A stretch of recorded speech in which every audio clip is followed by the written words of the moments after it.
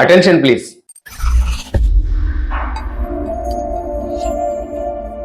సాంబారులో గుమ్మడి ముక్కలు మహాపసందు. గుమ్మడి పులుసుకు గట్టి పోటీ అన్నది లేదు, ఉండదు. ఇక హల్వా చేస్తే ఆ రుచే వేరు. బూడిద గుమ్మడికాయల్ని గుమ్మానికి కట్టడానికి, దిష్టి తీయడానికి మాత్రం అనుకుంటారు ఎంతో మంది. వడియాలకు, వంటకాలకే అనుకుంటారు ఇంకొందరు. నిజానికి గుమ్మడికాయతో లాభాలు ఇబ్బడి ముబ్బడి. గుమ్మడికాయల్లో పోషకాలు, విటమిన్లు, మినరల్స్ పుష్కలంగా ఉంటాయి. విశేషం ఏమిటంటే గుమ్మడి గింజలు క్యాన్సర్ నివారణగా పనిచేస్తాయని నిపుణులు చెబుతున్నారు. శరీరంలో చెడు కొవ్వు పేరుకోకుండా గుమ్మడి గింజలు కాపాడతాయని ఆయుర్వేదం చెప్తోంది.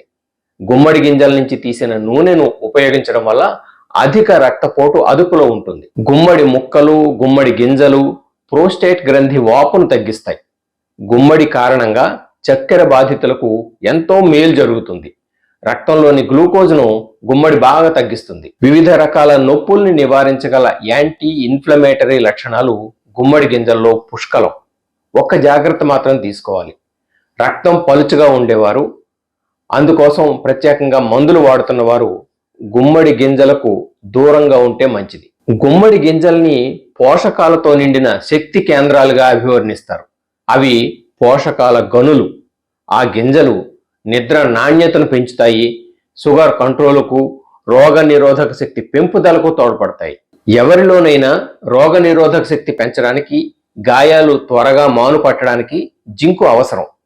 ఎముకల ఆరోగ్యానికి మెగ్నీషియం కావాలి.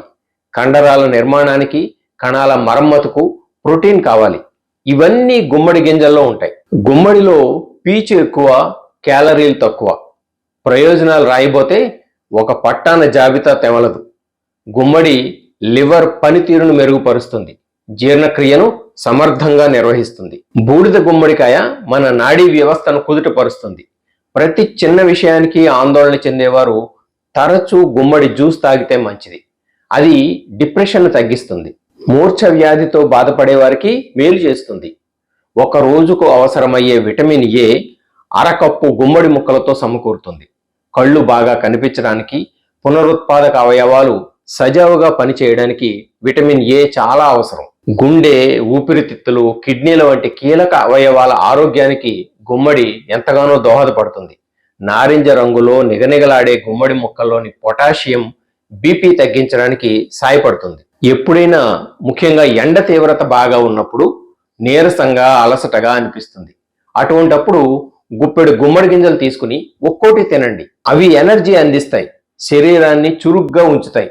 అలాగని అదే పనిగా తినొద్దు సుమా.